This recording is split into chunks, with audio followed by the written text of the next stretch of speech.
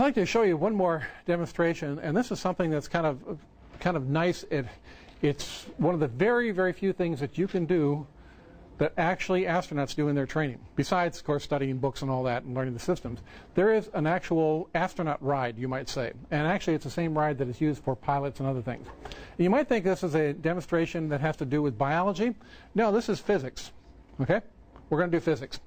And that's why I have this thing right here, this little head and the ear model and so forth. And I have this thing over here. I'd like to have you kind of turn around and maybe move, but it's going to be hard to see if we all stand up around that thing. There's a chair back there. I'd like to direct your attention to that chair. This chair is used for pilot training and astronaut training to get astronauts to understand certain things about their body. And one of the things about their body is you have senses. Now, if you were asking your kids in the classroom, say, how many senses do you have? Or maybe you feel the same way. How many senses do you have? Okay, sight and sound and taste, touch and smell. Are there more? Yes, there are. We talk about the 5 classic senses, but there are other senses. For example, a mosquito lands on my back. I don't like that mosquito being there. It's hurting. So I reach around here and with 100% precision, whack, I got it. How did I know where that mosquito landed? How did I know where my hand was so I could hit it? That's called proprioception. It's the same thing that, I hope you don't have to do this, but you're standing there out the dark night and the police officer says, close your eyes, touch your nose. And you can touch your nose like that. How can you touch your nose like that? I'm not looking and I can do it. Well, it has to do with gravity. When my arms are out here, there are various tensors in the arm that kind of sense the position of the arm. I feel gravity pulling it down here. It tells me where the fingertips are located. And I also have the sense about my own body, where the parts are. So my brain helps me figure it out, and I can move my hand to the exact spot where my nose is. Now, when you mess up your system by various drugs and alcohol and so forth, then that all gets confused, and at that point you start hitting yourself elsewhere, and you know the rest. Okay. Pilots have a problem. They're flying the airplane, and sometimes they fly in conditions where there's really cloudy. It's kind of a whiteout. You can't see anything. You can't see the ground, or it's nighttime. There are no lights out there, like you're over the North Atlantic, and you're John Kennedy Jr., and all of a sudden you end up in the ocean, and everybody's dead. This is a problem. What happens is you get yourself involved in a thing called the graveyard spiral. That's the nickname for it. But essentially what happens is that somehow you throw off your system for measuring motions. You can detect motion very easily. Your body has that sense. You can detect motion. But it's not motion itself. You're detecting a change in motion. That's what you really detect. You're sitting in the car, and somebody's driving, you're kind of tired, your head's down like this. You know, even though you're not watching, that you've made a right turn or a left turn, that you're going faster, you're going slower, you come to a stop. You know that in your head. Because your body is designed to operate in that kind of a system. The trouble is when you get into a flight environment, you've got different things going on. And everything can get really, really confused. So much so that if you're a pilot, you're flying along, I think I'm turning. I know I'm turning. Oh, I better fix it. And then said, oh, it's even stronger. I'm turning more. Oh, I fix it even more. And all of a sudden, you're in that spiral. There are very tragic sound effects tapes where they've recorded the sound for a pilot calling to the tower and screaming over the microphone, I can't stop the turn. It said, let go of the controls. I can't stop the turn. Let go of the controls, because planes will right themselves if you let go of the yoke or the stick. They do actually get themselves righted, unless you're in a really bad flat spin. That's a different matter. And the person wouldn't let go of the controls, kept trying to fix it, and you suddenly went to this really tragic you heard the person had just died. It's really, really very sad to listen to. Okay, here's the training thing, and I need the help of a volunteer who would like to be on this thing. And I'm going to do, Diana, would you come up here, please? We're going to teach you the astronaut thing. And this chair is here, so you can all try this while you're here. Please sit in the chair. Okay, and you put your feet on the footrest. Now, with this chair, we have safety straps. Actually, it's a 5-point harness. The chair was made for kids at a Challenger Learning Center, And the 5-point harness really is not needed, but it looks really cool when you have it on.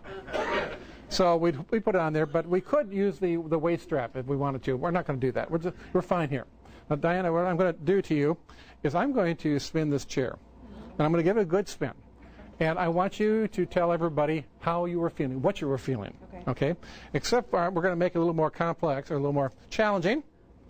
We're going to ask you to put on blindfold and this headset to cut down the sound of the air blowing around here, anybody's voices. We're going to try to be real quiet for this. And we don't want you to see anything. We want you to focus on what is going inside your head, because you have 2 motion sensors, or change in motion sensors, inside your head. They're called your semicircular canals. Each side has one. There are 3 canals. And we're only going to mess with the canal called the Yaw canal. We're going to turn you like this or like that, either way. It will be up to you to tell everybody what you are feeling. So, like, which way are you going? And you take your hands, make fists, and bring your thumbs up. So do that. Put them on your knees, like that. Just rest them. Relax. Relax a little bit. You can relax. But get your thumbs up. There, that's good. And just keep them right there. Now, at this point, she is saying to us that she's not moving at all. The thumbs are up. You're not moving at all. But if I turn you that way, which way would you have your thumbs go? Yeah, you point in the direction you think you're moving. Or, you got that figured out? Sometimes people get on this chair. You forgot. Oh. Sometimes people get on the chair and they forget to show the thumbs. So don't forget to show the thumbs, because that tells everybody what you are feeling. Okay? So let's get you. Do I get strapped on? You want to be? No. Okay. No, we can do that. It looks really cool if you like it. You want to be strapped on? We can take pictures. Okay, let's strap her in here. Hold on here. Okay. Sit down again. Okay. All right. I don't know who was on this last, so no telling. We'll put that over there, and then hold this right here for a moment. Not quite ready yet. We got one over here. Can you spin it really fast? Yeah, that's why I want it strapped on. Okay. Now, here's the deal. We start with this side right here. And watch how I'm putting it on here, because later on, if you want to do this for each other, you can do it. And we go for this right there. That goes on here like this. Then up comes the middle strap, like that. Then comes this one right here. Then we take the other one here. And it's got like a little duck head, and you just kind of slide it in there, and then clip it on. Okay. Not quite yet. Okay. And you can pull on here a little bit if you want to. Okay, now you look really cool. Yeah. Oh, she looks so cool. Take pictures. I'm ready. All right. Would you please put the blindfold on? And in addition to putting the blindfold on, I'm going to ask her to close her eyes, because even with blindfolds, you know how light can get in. So as we're doing this, keep your eyes closed too. And we'll cover it, raise it up a bit over the ear. And then finally, we want to put the headset on. I'm going to give it to you to put on and adjust. You'll still be able to hear me talk, but I'm going to ask the rest of you now to be quiet. And let's just watch her, and we're going to give her a good spin in just a moment. Are you ready? Do you remember how to point your thumbs in the direction you think you're moving? Okay, are you ready to go?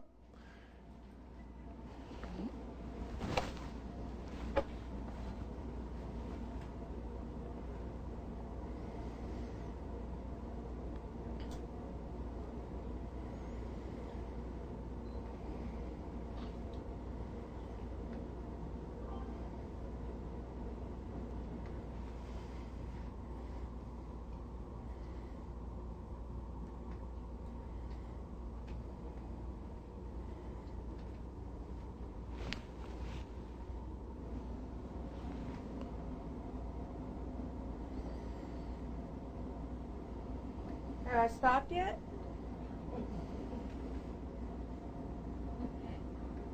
I don't know if I stopped.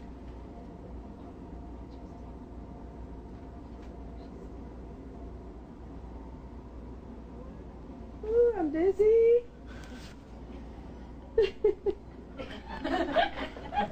I'm dizzy, I'm spinning. Oh, I can't stop.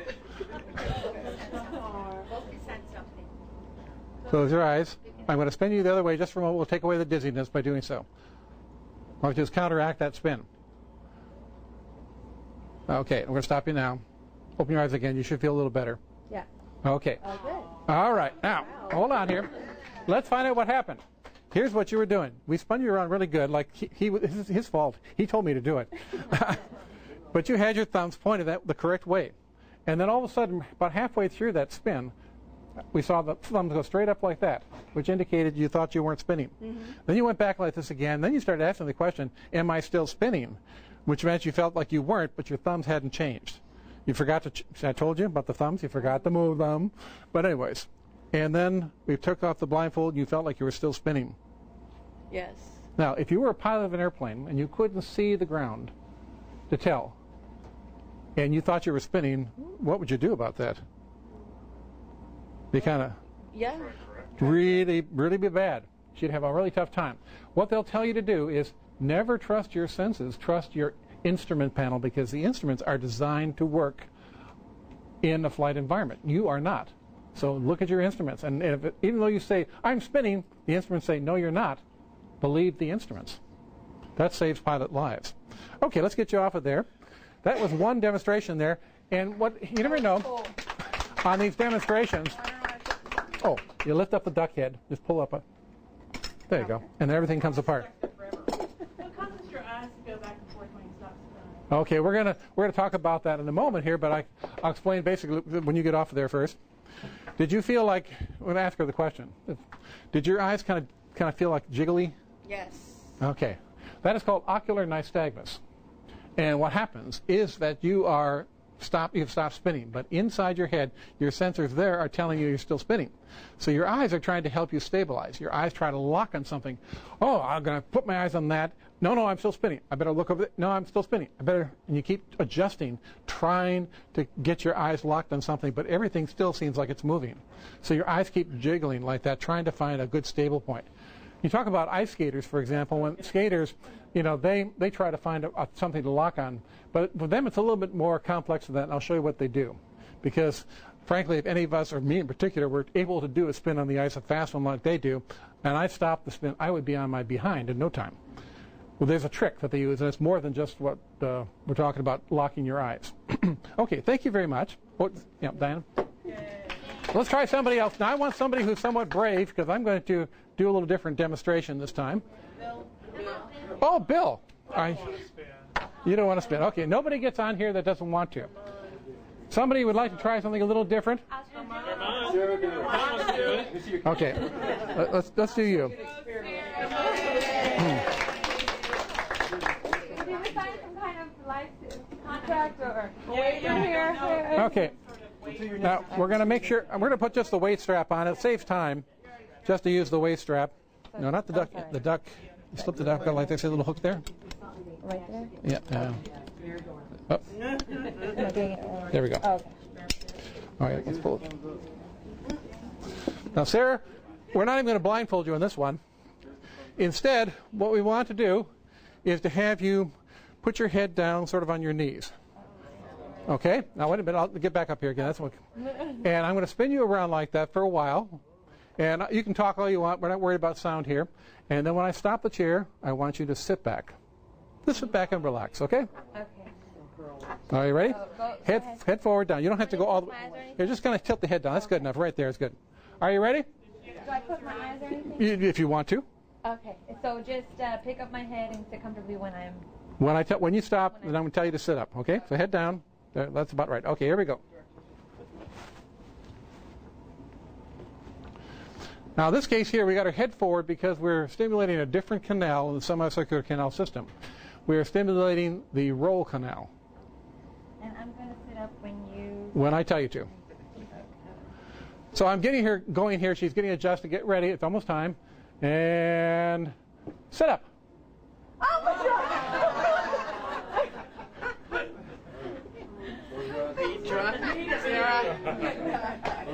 Wow. Tell us what happened. I feel like I'm going around. Is there equilibrium or I'm getting better. Are you getting better now? Okay, we don't take her out of the chair just yet until she's ready. We stimulated the root canal. It's like a cartwheel. And she actually, after we stopped here, she felt like she was doing a cartwheel. And you see what happens? Her body went this way because her muscles in her body involuntarily contracted to try to balance out the cartwheel. She didn't want to do a cartwheel. So she balanced her body the opposite direction trying to stop it. And so that's another effect right there. And we can do other things too, like you can lay your head sideways and then spin, and that will produce a pitch effect, which is different. You can stimulate all the canals here. Now, you might be thinking, this is biology. Aren't we supposed to be talking more about physics? Everything we just did is a physics demonstration because we are taking advantage of the property of inertia to detect changes in motion. Now, I purposely picked on these two people because I thought we might get some strong effects here. You never know. And I've been trying to learn how to figure out who's going to show the strongest effects. Sometimes people get on there and you find out afterwards that they've been a professional figure skater for years and nothing bothers them. I had that happen one time in a big audience and I wanted to do this. And then other times people will react very, very strongly. I have a very strong effect to this. What might happen, like with Diana, sometimes a person will be spinning around and their thumbs will go like this, then their thumbs will go like this, and then when you stop them, their thumbs go like that. And I'll show you that effect here. I'm not going to do any more today because of the time, but this chair is here. You know how to use it now. And the deal is, what you do is you help somebody out by getting them on the chair, make sure they're buckled in, especially if you're doing this one, because she could literally fall off the chair if we don't have her buckled in. You can do those demonstrations, and I know the temptation is want to spin it as hard as you can. No, don't do that. Just give it a nice, pleasant spin there. And the chair is made for kids. So us guys in particular, like me, if I were to lean forward like you did in that one, I would throw my mass off the edge of the chair, and the chair would wobble strongly. So we don't try to do that. So if you got a lot of upper body mass in particular, like I do, and you lean forward, that throws the balance of the chair off. If the chair were anchored to the floor, that's a different matter, but it's not. So in your case, just do the ordinary spin, and everybody could do that one. All right, let's find out what happened here. Let's start off with a model of the ear. This ear is 5 times larger than normal, and you got all the basic ear parts, but the part I'm most interested in is right here, this little section, which have our 3 semicircular canals. And if you think about this, it's 5 times larger, so we're looking at something about this size in real life inside your head. You got a set on each side of your head. And the canals are connected to the brain through the nervous system right there, all this bundle of nerves right there going to the brain. Let's just take a look at this part. Okay, the canals are set up like about that in the head. And you've got like a donut ring here. You got one right there, and you got a third one right here. And look at that. They are set up at right angles to each other. Each one specializes in detecting changes in motion in a different plane. This is your yaw canal. This is the roll canal, and this is the pitch canal. And you've got duplicate set on each side of your head. Really kind of cool. It's like somebody planned it. You know, it's really amazing. How does it work? Okay, first off, roll, pitch, yaw. Make sure you understand the terms. You can use one of these little heads from the wig shop. They're only a couple of dollars, and I stuck dolls in there and everything else. This is the yaw direction. This is your pitch direction. And this is the roll direction. Now with little kids, you can also do the old airplane thing, where you can have them stand up and say, let's do pitch. And they got the wings out there, you know, and the nose of the plane and all that. Let's do pitch. Like this. That's pitch. And you want to do yaw, like that.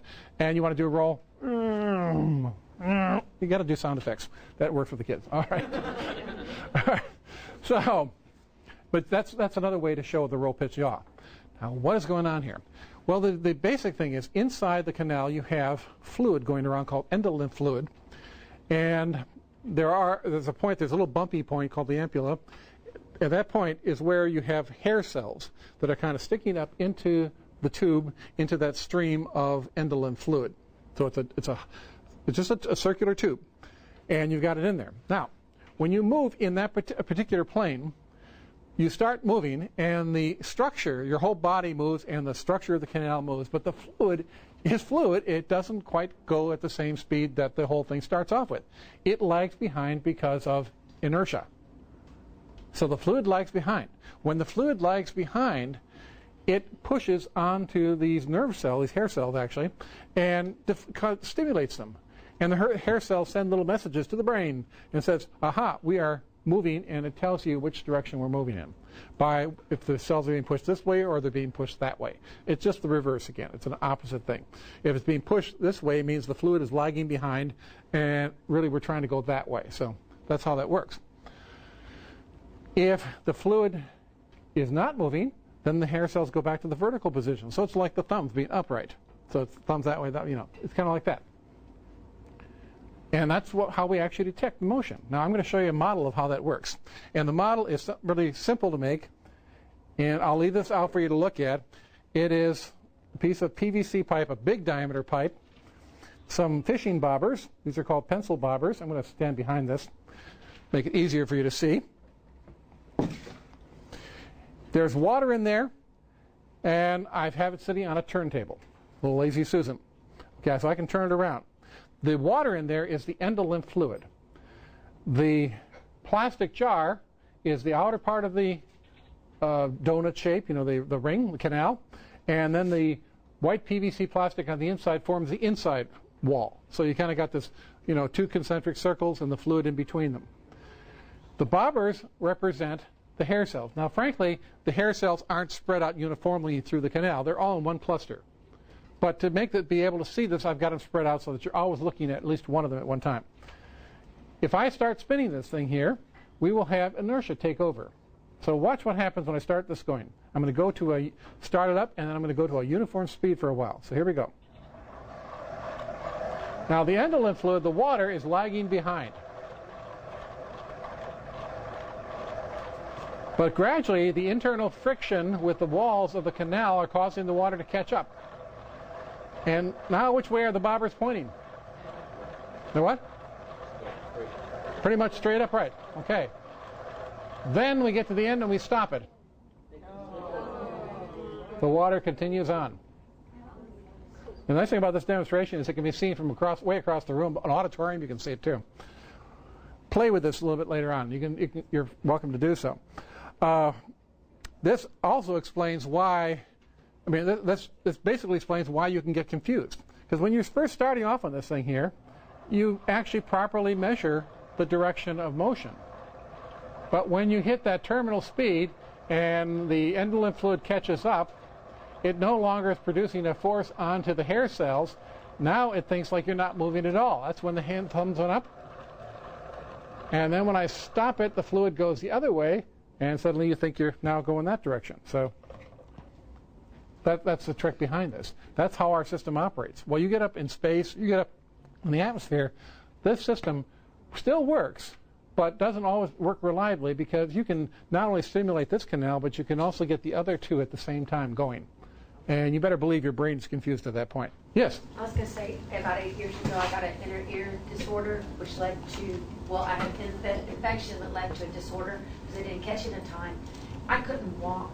I actually had to do almost 2 months of physical therapy to learn how to walk again because of an inner ear disorder. And I'm thinking, I didn't know which way was up. And if I had to go to the bathroom, I literally had to get on the floor and feel my way because it was, like I said, it was 8 years ago, and I will never forget how that just changed my life for about 6 months. Mm-hmm. Inner ear disorder. Yeah, and good thing you weren't flying a plane. You would have changed a few other lives at the same time. But it's so amazing how powerful this system is. And by the way, this system only detects angular changes in motion.